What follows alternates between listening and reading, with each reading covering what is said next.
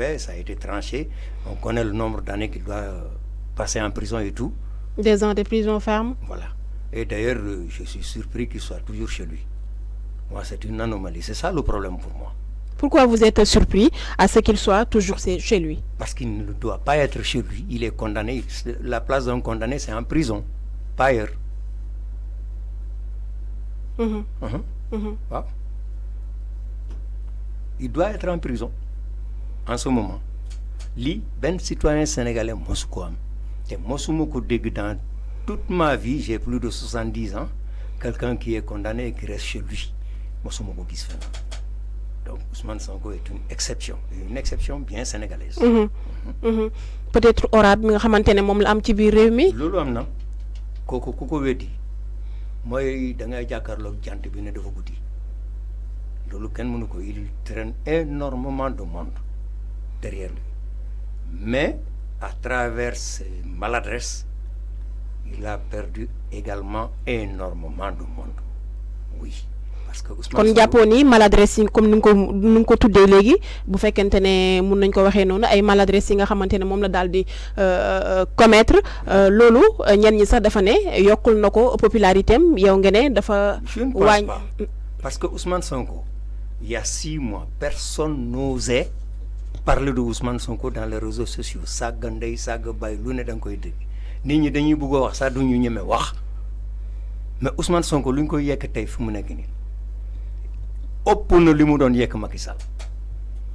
Finalement, les gens se sont retrouvés libérés et je crois que son arrestation là à Koungheul y a été pour beaucoup parce que l'État a montré la force régalienne, montré qu'il y a un responsable dans ce pays, et il y a une loi et on doit se conformer à ces lois-là. Donc, su ma la déggee comme il est condamné, donc l'État da ko waroon jàppoo ni aussi loolu faiblesse su État la. Man li ma mënul comprendre qu'il reste chez lui. C'est ça que je ne comprends pas. Il ne doit pas être chez lui, on doit l'arrêter, l'enfermer.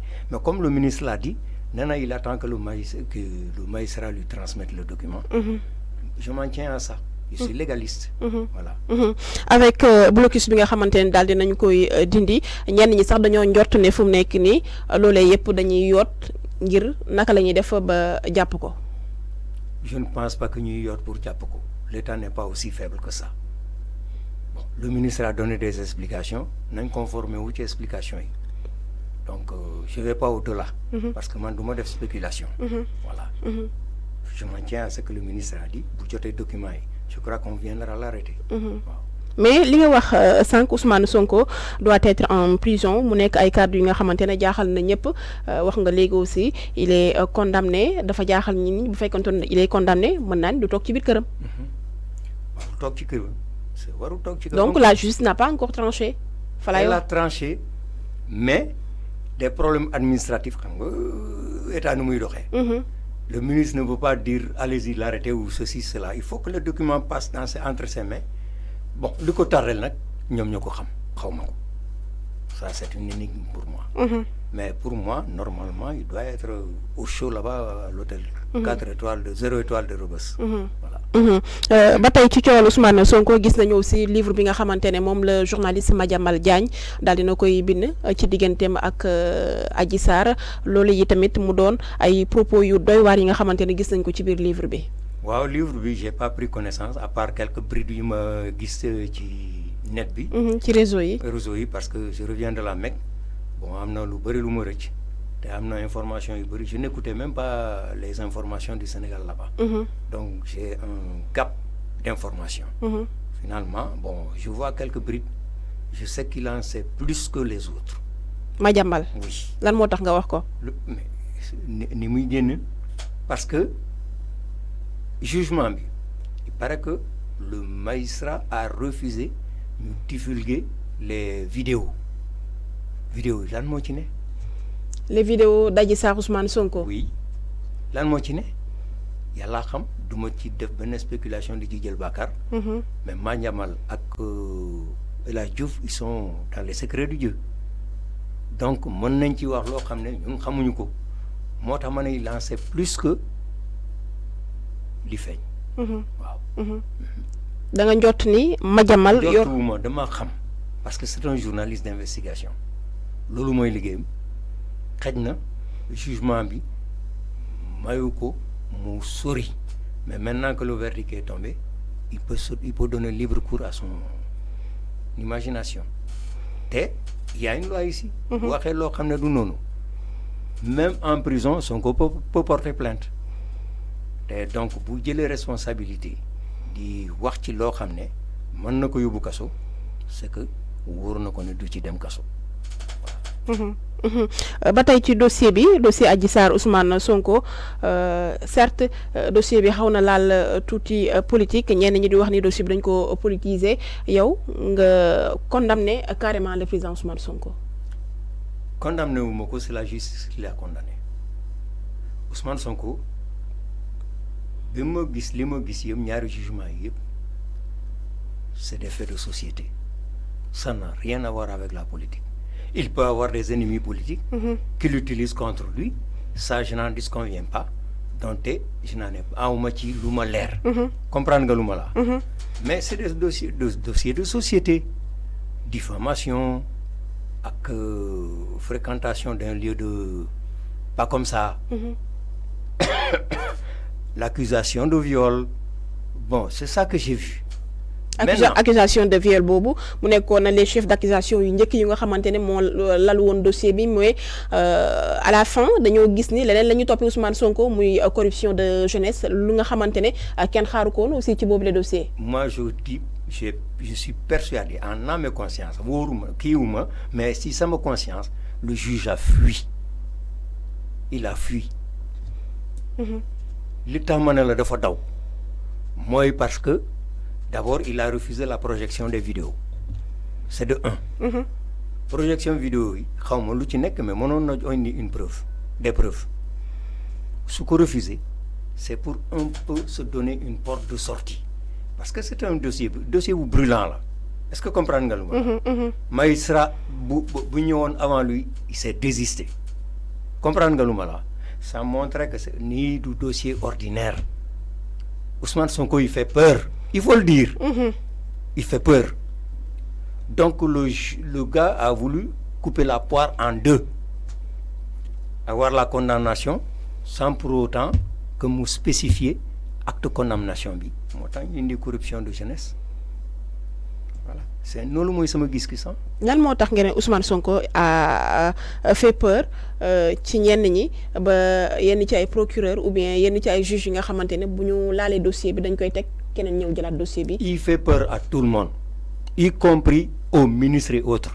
Quand nga dégg muy défendre Macky Sall man Abdou Mbow laa gis Ablaye Seydou Sow quelques rares personnes, c'est tout. C'était les plus proches de Macky. ñaan ñi ñoo ci doon défendre carrément Macky Sall di attaquer Ablaye Sonko Ousmane Sonko. Mais le dossier c'est pas Macky Sall Ousmane Sonko, c'est le dossier c'est Adji Sarr Ousmane Sonko. Bien sûr, mais c'est que politisation bi ñi indi moo doon prétexte pour amener la jeunesse ñu impliquer wu parce que bu dee un problème Adji Sarr ça le regarde pas.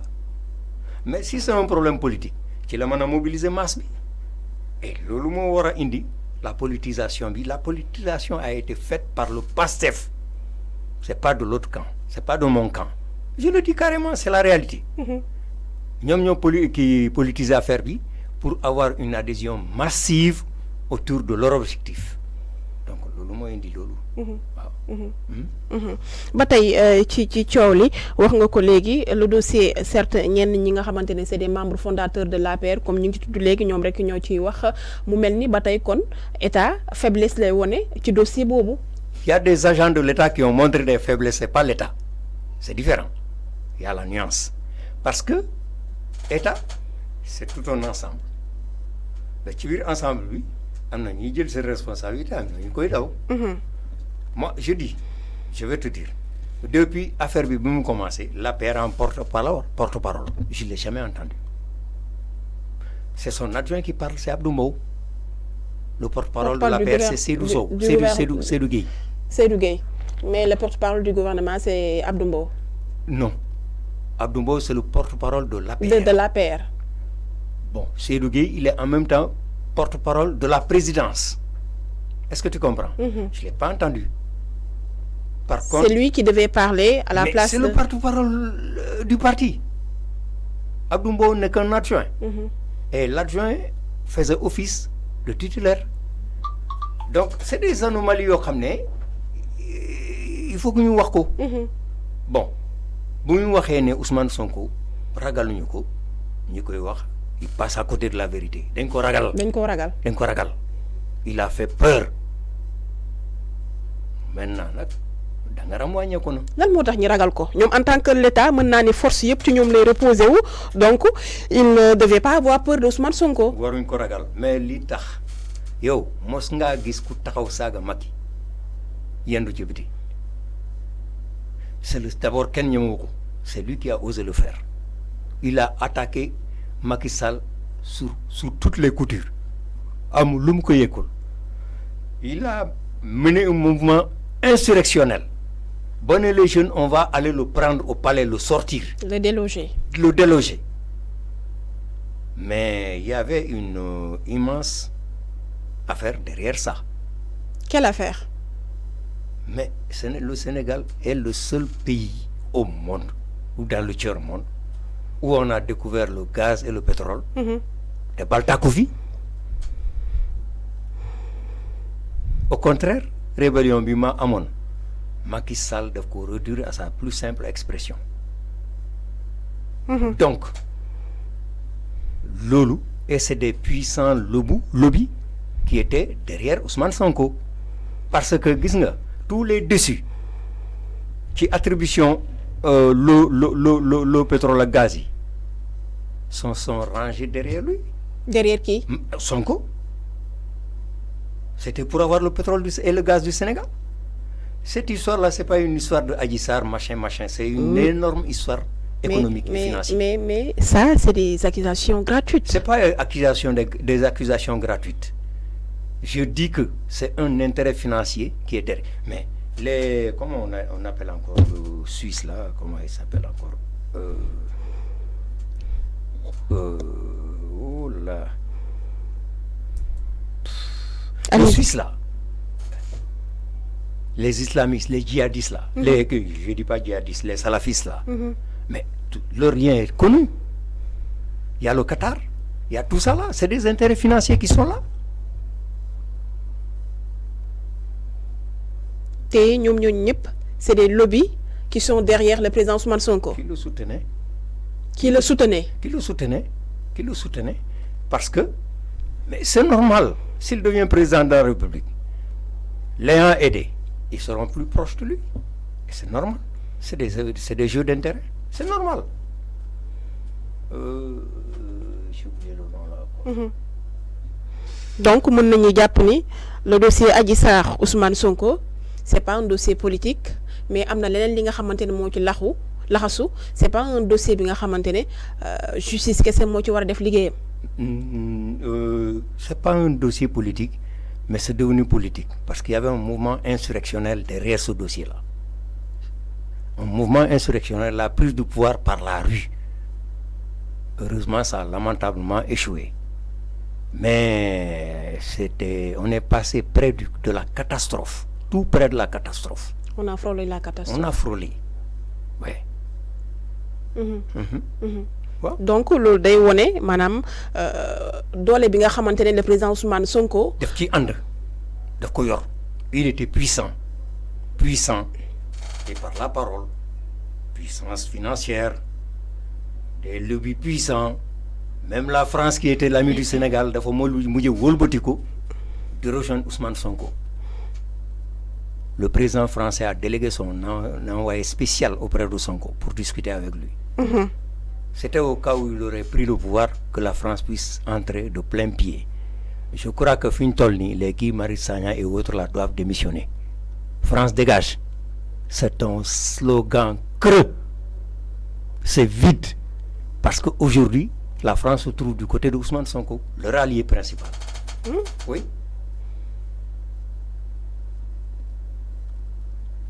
lan moo tax nga ne la France se trouve du côté de Ousmane Sonko te ay jamono gisoon nañ ko avec des accusations yi nga xamante ne le président Ousmane Sonko mu ngi ko doon def à l'endroit de la France. Tout a commencé par l'interview de Ousmane Sonko à TV5.